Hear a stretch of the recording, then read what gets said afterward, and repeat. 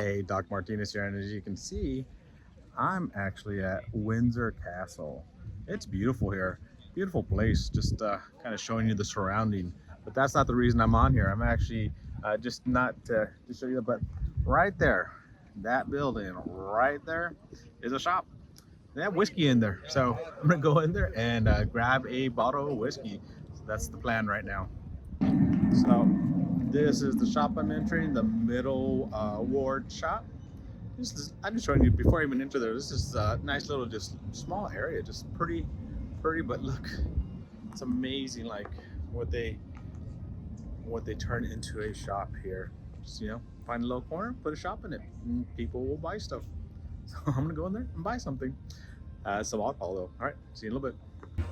All right, what I'm gonna be grabbing is these, but not in that version. I'm gonna get a small version of this.